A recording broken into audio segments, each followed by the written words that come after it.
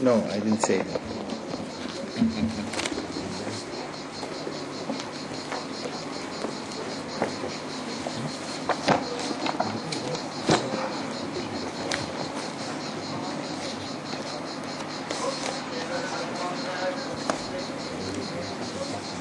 Assalamu alaikum wa rahmatullahi wa barakatuh.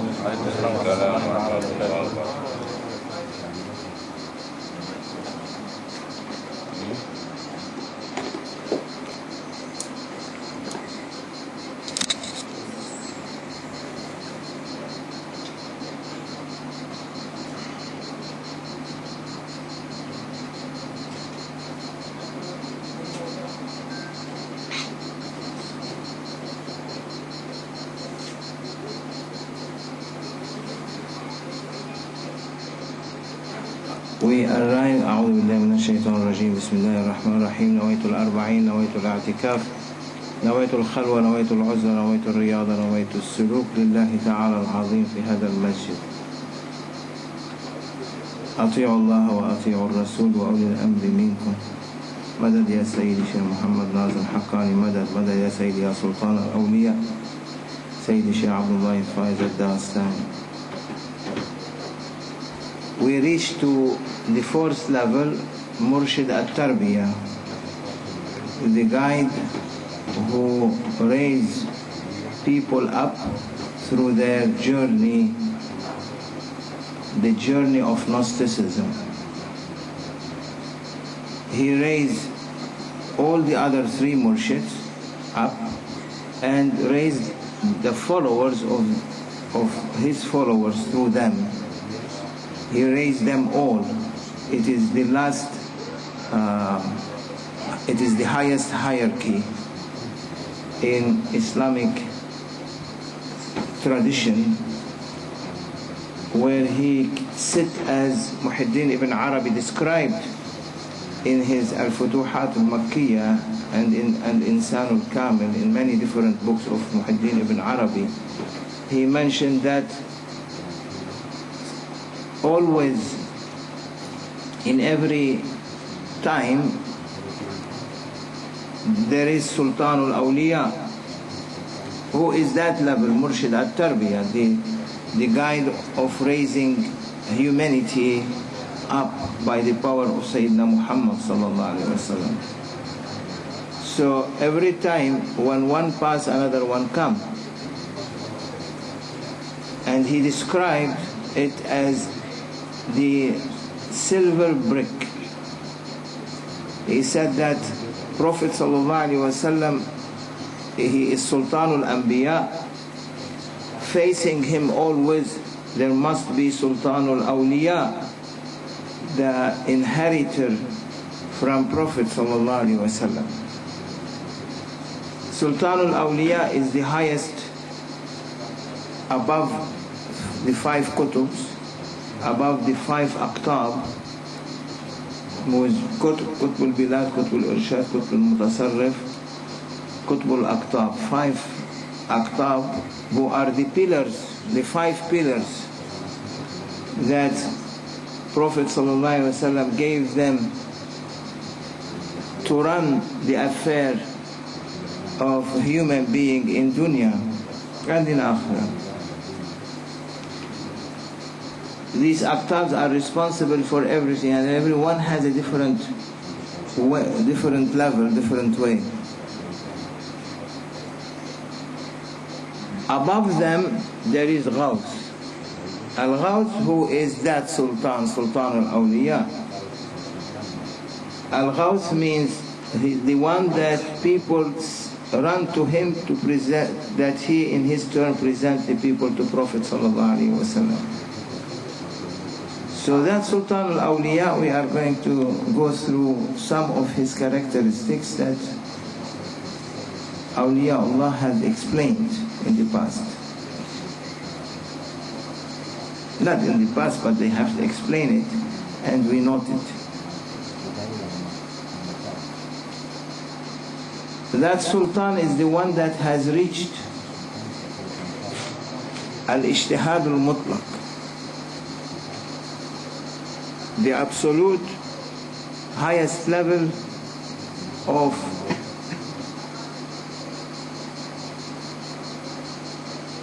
ijtihad means to progress, to progress, to be better and better and better in the way of Allah subhanahu wa ta'ala. He has reached the highest level of progressing.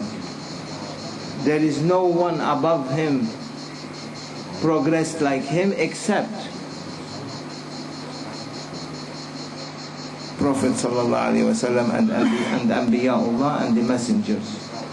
So he is in the head of Awliya'ullah, at the door as Prophet at the door of Prophet sallallahu alaihi wasallam always, and in the city of Prophet sallallahu alaihi wasallam, which he described with, as he said, "Ana Madinatul Ilmi wa Aliyun Babuha."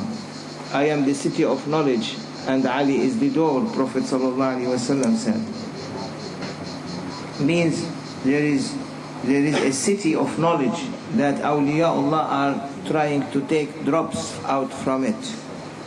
And Sultan al-Awliya, who has reached that level, that he is completely fulfilled his duties and reach maqam, the highest level of progressing, cleverness, clever in mujtahid. Ability to discern matter, ability to discern matters. To means to, there is no one can issue anything up higher than him. He is the highest level. He has to acquire, he is the one that acquired that, and in the same time he acquired all knowledges that they are in the three levels: ilmul yaqeen, aynul yaqeen, haqqul yaqeen. Ilmul yaqeen, aynul yaqeen, haqqul yaqeen. The knowledge of certainty, vision of certainty, or we can say certainty of knowledge, certainty of vision, certainty of truth. There are three levels. They go parallel to Mahabbatullah, Mahabbatul Habib, Mahabbatul Mashayikh. First level goes parallel with Ilmul Yaqeen. Second level, Hudurullah, Hudurul Habib, Hudurul Mashayikh goes with Aynul Yaqeen. Haqqul Yaqeen, the certainty of reality, goes in parallel with Fana'un fillah, Fana'un fil Habib, Fana'un fil Mashayikh.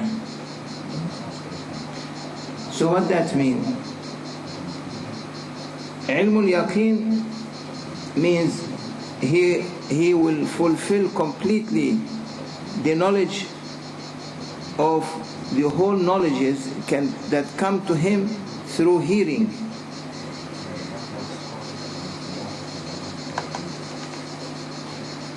He can receive knowledges through the inner spiritual ear in the soul. As there is a heart in the body and ears in the body, there is a heart in the soul, and there are ears in the soul, and there are eyes in the soul. So he is able to hear with the ears of his soul everything that goes through. Example: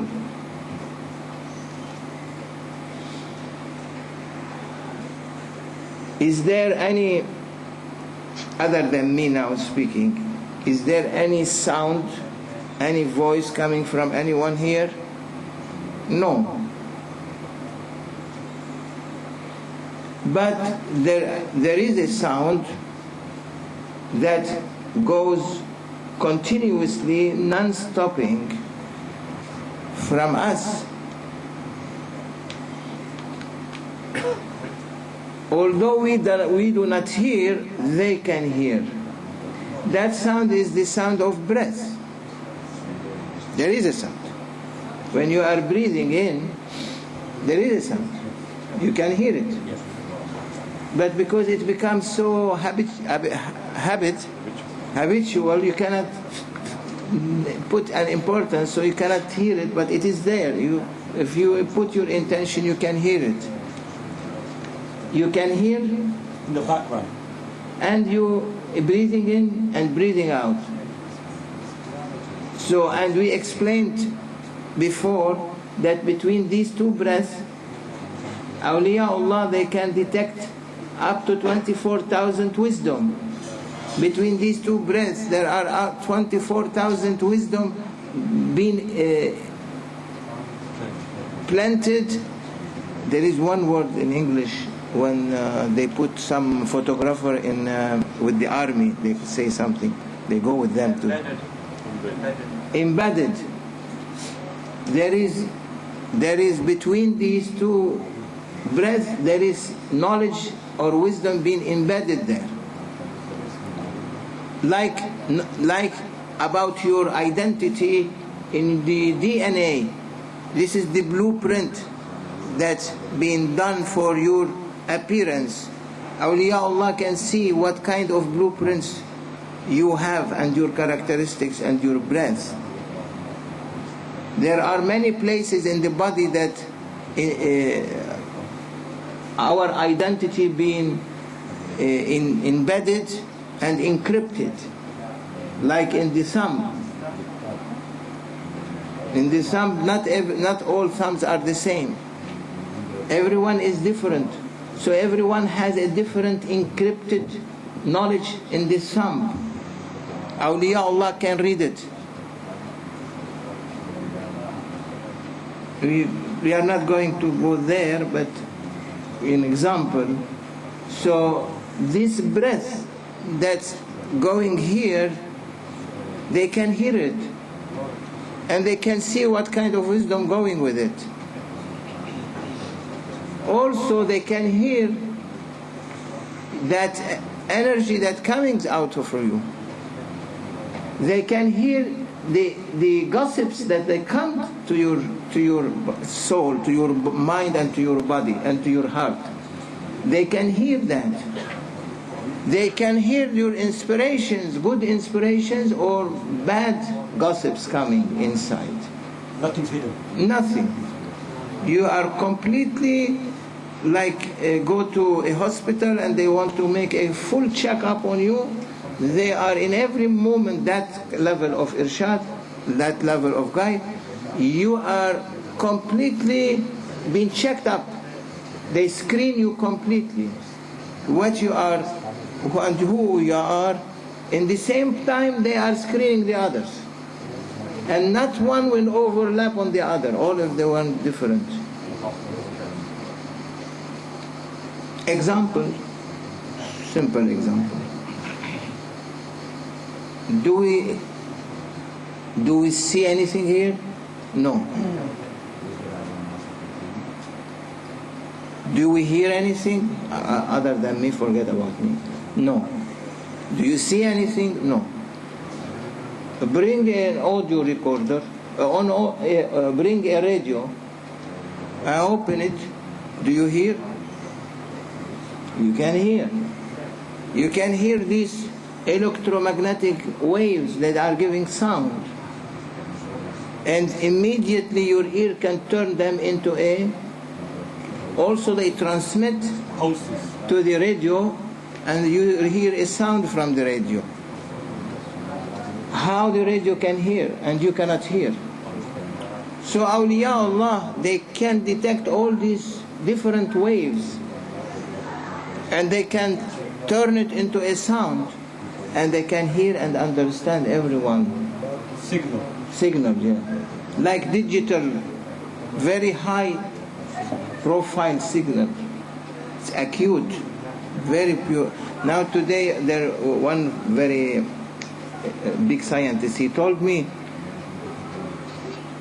they have discovered now a signal that doesn't go into a different short wavelengths or long wavelengths or acute wavelengths. It is a straight wavelength.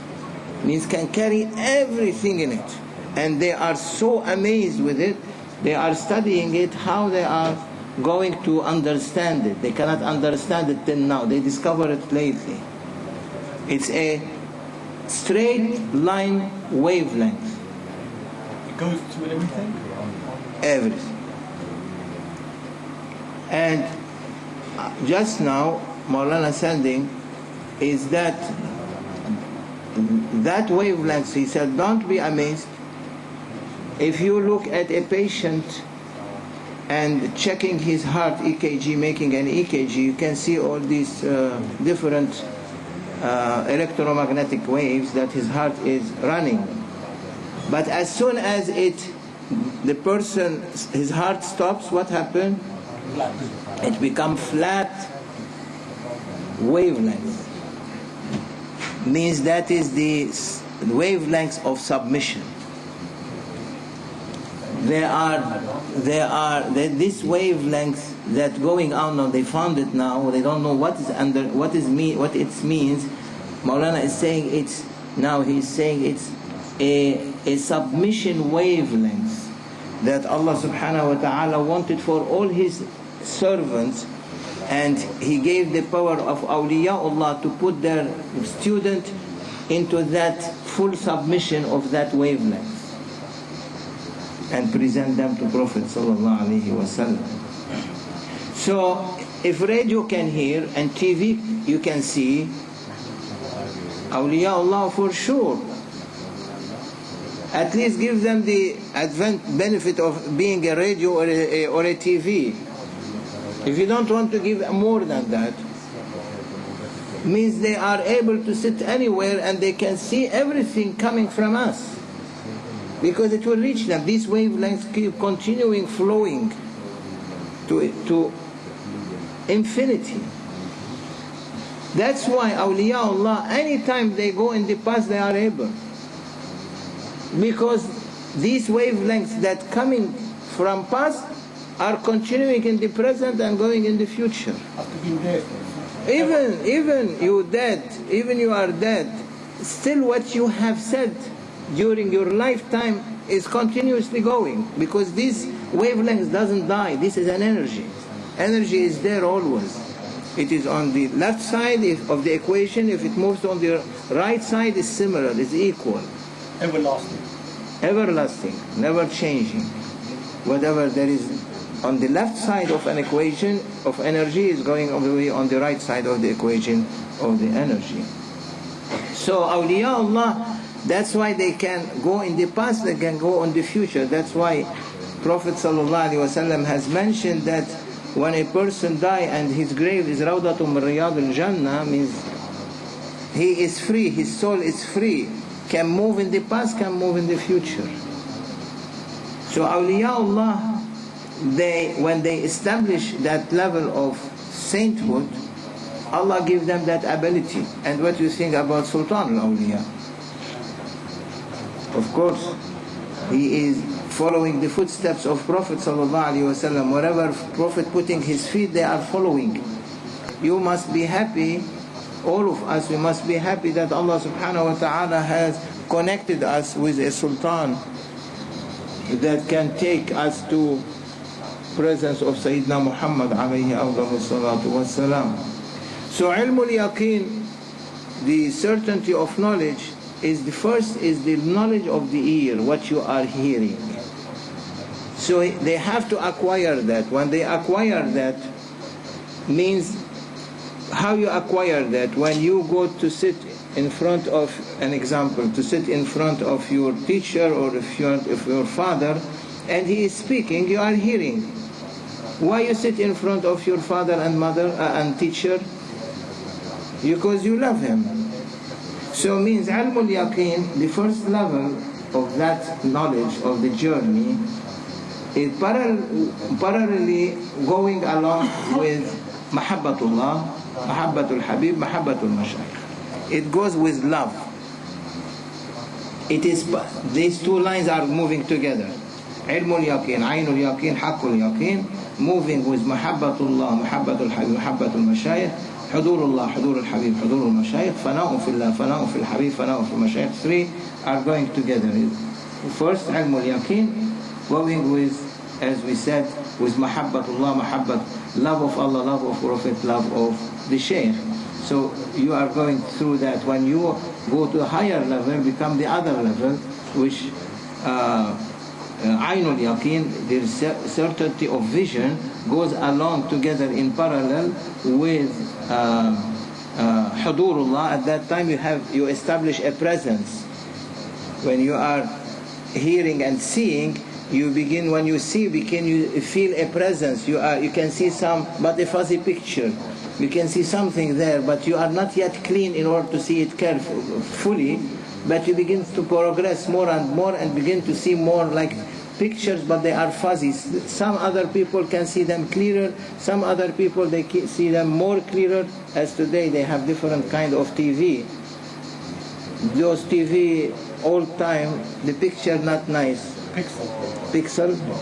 Now what they have?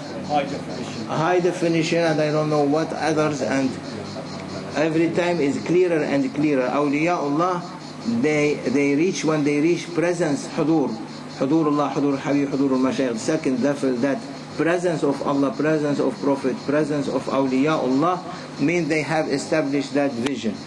So it is becoming Ilm al-Yaqeen and Ayn al-Yaqeen, knowledge of hearing and knowledge of vision. When you establish these two, you reach now to reality. You understand you are nothing. You understand that you are zero. You understand that you cannot consider yourself existing when you are one day going to leave this dunya and not existing anymore. So the existence is only for Allah subhanahu wa ta'ala. You submit in that ocean. So when you submit in the ocean of the maqamul fana, the annihilation in Allah subhanahu wa ta'ala divine presence, annihilation in Prophet sallallahu alaihi wasallam holy presence, annihilation in awliyaullah, then they take you to enter, and you submit completely, they taking you to enter to the haqqul yaqeen, which goes parallel with it, third level, certainty of reality. Now you establish a real understanding of everything going around you. That is one of the Murshid al-Tarbiyah's characteristic, that he throw it in the heart of his students. As it is said that whatever Prophet sallallahu alaihi wasallam Allah put in his heart, he put in the heart of Abu Bakr as-Siddiq. So it's by pouring. ما صبه الله في صدره صدري صببته في صدر أبو بكر الصديق.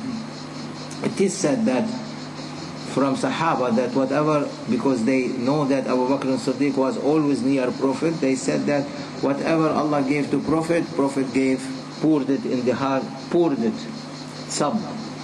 in the heart of Abu Bakr as-Siddiq. Means it's not he was gaining it, no, it was being granted.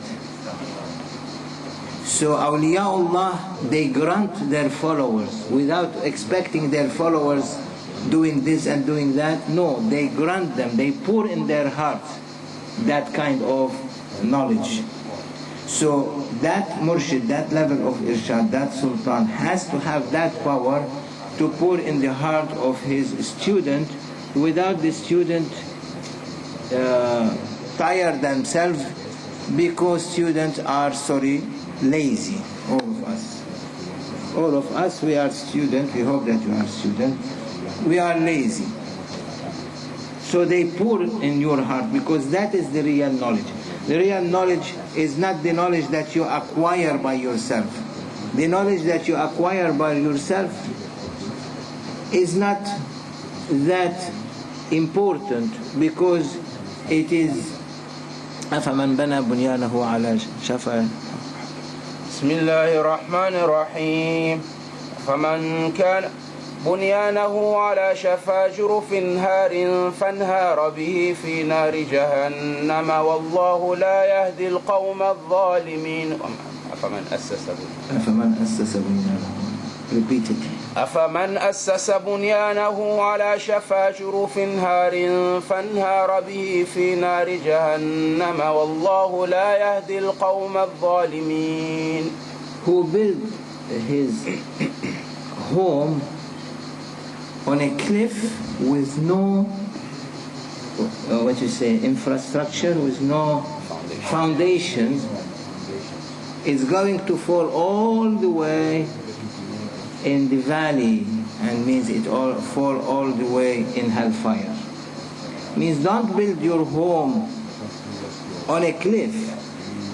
Our homes, through our thinking that we are doing something, acquiring, it's like a home being built on a cliff. If not the support of Prophet ﷺ and awliyaullah through Prophet, we will fall quickly, immediately, but they carry us. So that's why we have to know that we are not those imaginary labels or brands that we give to ourselves. Living on the edge. Living on the edge. Yeah, you are clever, huh? Don't live on the edge. Live in the middle. Like Sayyidina Ahmad al-Badawi, one of the greatest awliya in his time from Egypt. Because when you build your ibadah on your ego, it's worthless. Sayyidina Ahmad al-Badawi, a big wali, very famous in Tanta in Egypt, at least every year they come to celebrate his to keep his memory. At least 2-3 million people come to that area, and that area is flourished because of him. It's like full of people. From his secret, Allah bringing these people, subhanallah. So he was praying and praying and praying, Ya Rabbi, open for me your door, open for me your door, open for me your door. I want to enter your presence, divine presence. Open, give me the keys, give me the keys. No answer. A wali, no answer. Not being given the keys. What do you expect these people? So I'm going to shout at another time now. What do you think about these people that they think themselves that are awliya and been having guidance and making themselves shuyukh? They are full of diapers. Every moment they need a new diaper. What you say in English? Diaper? Nappy. Every moment they need a new one. Because sickness too much from them. They have complete diarrhea. Non-stop. with their bad egos. Are the disposable ones? Disposable, yeah. They put, they throw. They contaminate those who follow them by mistake.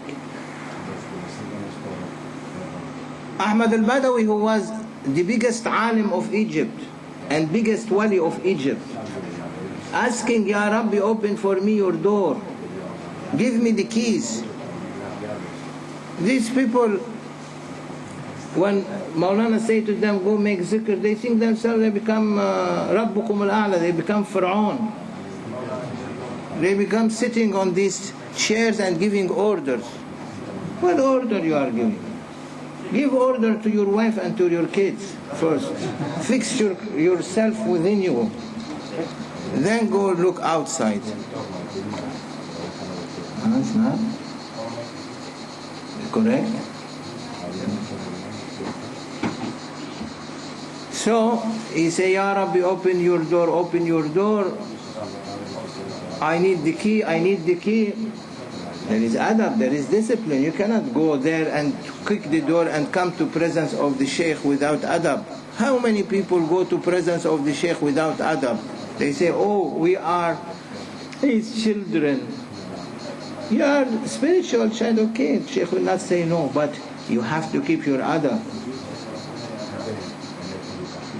Not whom you like you bring in and whom you don't like you throw out.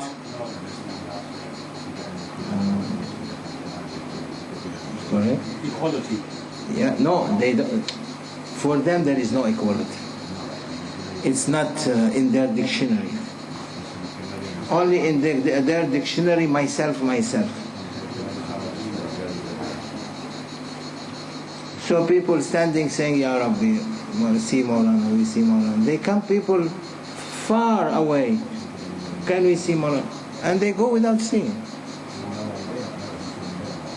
Never mind, Inna Allah yumhil wa la yuhmil. Allah will go along with you, give you time, but He will not leave you alone. He will punish you at the end. May Allah forgive them and forgive us, what we can say. But in any case, so Ahmad al-Badawi was asking, I need the key, Ya Rabbi, give me the key. And then he heard a voice, no, he give me the key. And someone in the street appeared in front of him and he said, Ya Ahmad,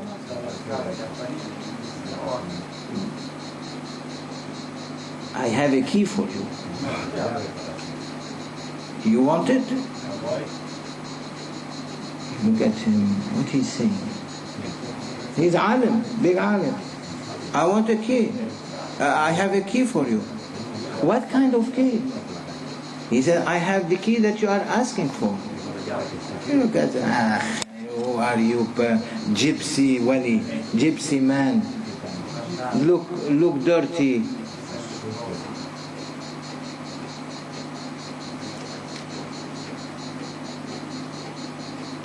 I'm trying to remember the hadith of Prophet sallallahu alaihi wasallam.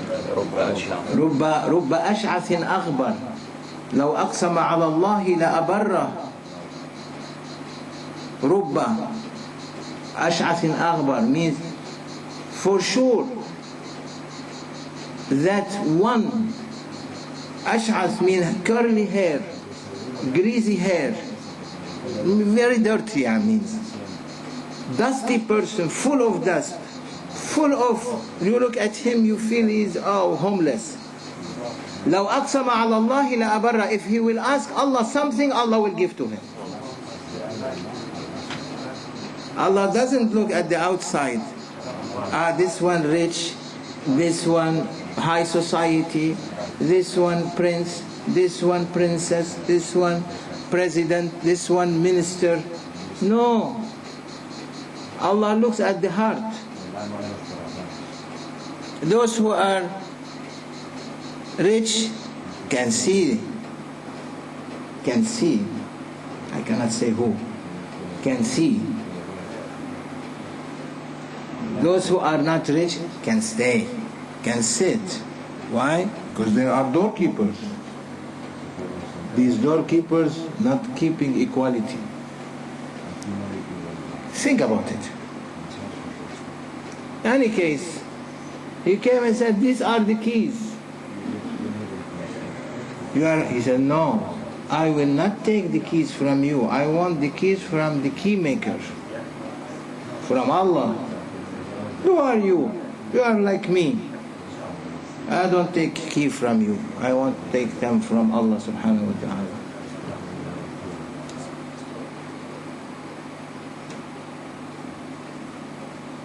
He left him and was continuously asking, Ya Rabbi, your keys, until he heard a sound coming from heaven saying, Ya Ahmad, you want my keys? My keys are with that person that you have thrown away. This dunya is cause and effect. You do something, get something. Go back and get it. Now he finished. He has to come back and to run to get the keys. Running, looking, he left him. The wali was beside him, he was not seeing him. Ahmad al-Badawi was a wali, but the other one higher level. After 6 months, that Ahmad kept looking for that man. Allah wants to see if still keep looking or not. Keep looking, he ordered that wali appear to him. Immediately he is in his face. Ahmad said, oh, please, I'm looking for you. He said, since when? Since 6 months. I'm looking, I want my keys. Do you have my keys? He said, yes, I have your keys. I need my keys. Can you give them? He said, no, I'm not giving you now. Why? You didn't accept them at the beginning. Now when after you are hearing the voice of an angel telling you the keys are with me, I am going to give it to you free? No, no way. Before your ego was playing with you.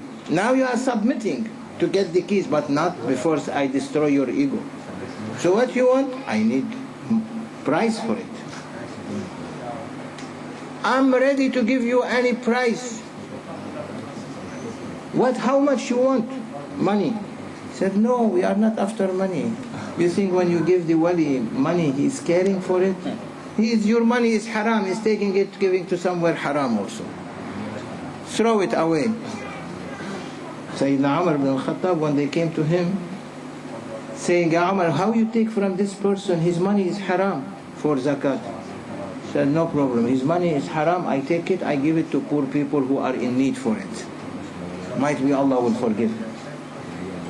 So no problem. Ya Allah, you give. Don't think they are happy because you gave them. They are happy when they give it out because they get rid of it. They don't keep it. It's for your benefit when you give. It is your disadvantage when you don't give. And some people give and their hands are trembling, shaking like, stop it. More.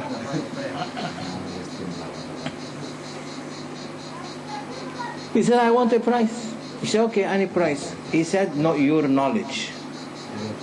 I want your knowledge. That you have acquired it with your ego. Because that is not a knowledge. If I'm going to give you heavenly knowledge, that will be, I'm building as if on a cliff. It will fall down. I need your knowledge. He said, how I can give you my knowledge? He said, no, simple. For us, simple. Don't worry too much. Look into my eyes.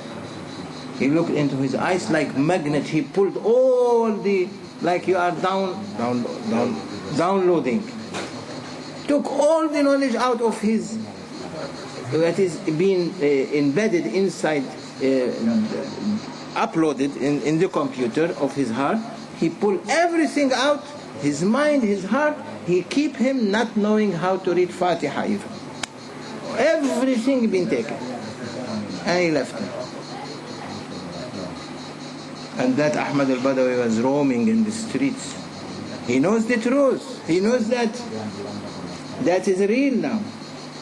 He's roaming in the street. He was the Grand Mufti of that area. And now he became the most crazy one, that children following him, throwing him with stones, saying Grand Mufti Ahmad al-Badawi became crazy. He left him 6 months like that, torturing him. Not torturing his ego, polishing him. And after 6 months he appeared in front of him. Said, Ya Ahmad, now you are ready. Look into my eyes. He looked into his eyes and he was pouring from his heart to Ahmad al-Badawi's heart all this heavenly knowledge. Pouring and pouring and pouring and pouring, and gave him that trust. Keys means the trust.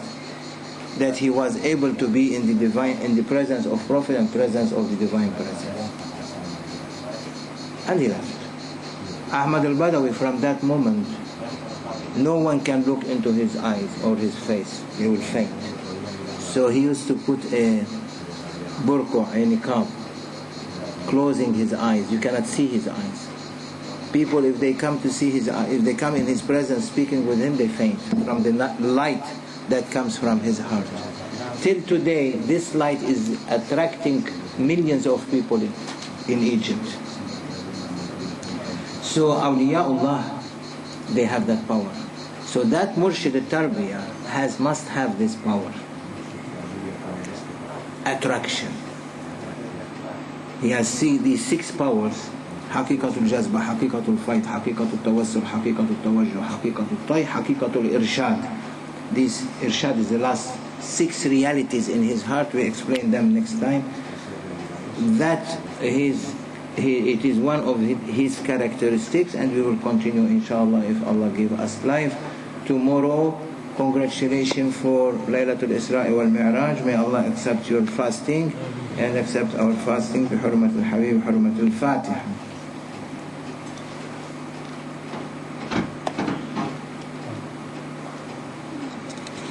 There will be broadcasting today as usual at 5 o'clock. Okay, Assalamu alaikum wa rahmatullahi.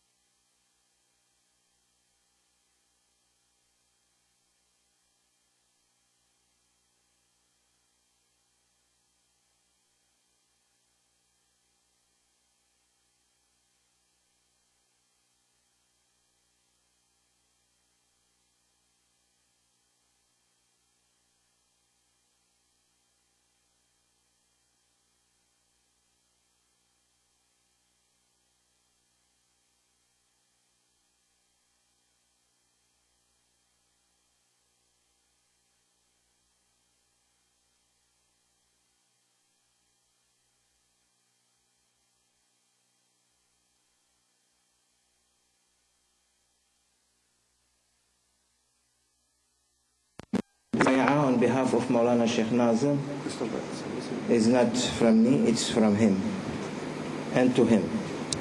أشهد أن لا إله إلا الله وأشهد أن محمدا عبده ورسوله. أشهد أن لا إله إلا الله وأشهد أن محمدا عبده ورسوله.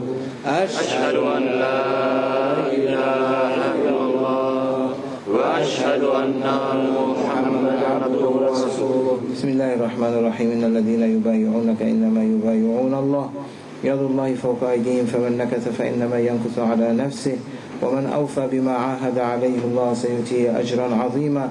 رضينا بالله ربا وبالإسلام دينا وبسيدنا محمد صلى الله عليه وسلم رسولا ونبيا وبالقرآن كتابا والله على ما نقول وكيل. وقبلنا بسيد الشيخ محمد ناظم الحقاني شيخا ومرشدا.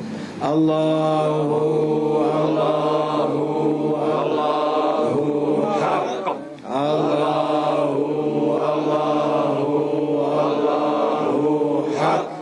الله الله الله حق. إلى حضرة النبي صلى الله عليه وسلم وآله وصحبه الكرام وإلى أرواح إخواننا الأنبياء والمرسلين وخدماء شرائعهم وإلى أرواح الأئمة الأربعة وإلى أرواح مشايخنا في الطريقة النقشبندية العلية خاصة إلى أرواح إمام الطريقة وغوث الخليفة خواجة بهاء الدين النقشبند محمد ويسي البخاري وحضرة أستاذنا سيدنا سلطان الأولياء سيد الشيخ عبد الله الفائز الداستاني سيد الشيخ محمد ناظم الحقاني عبد الخالق وغجدواني وآل ختم الخواجة كان وسائر ساداتنا الصديقين. الفاتحة.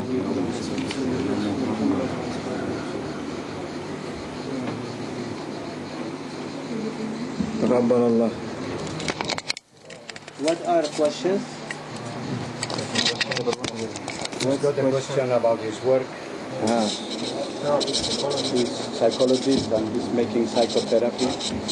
And then he... Habla, pero no.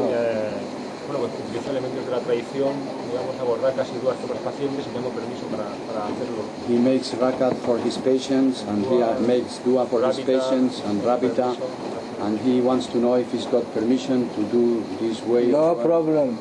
Permission granted from Maulana a long time ago. Problemas, tienes permiso por Maulana.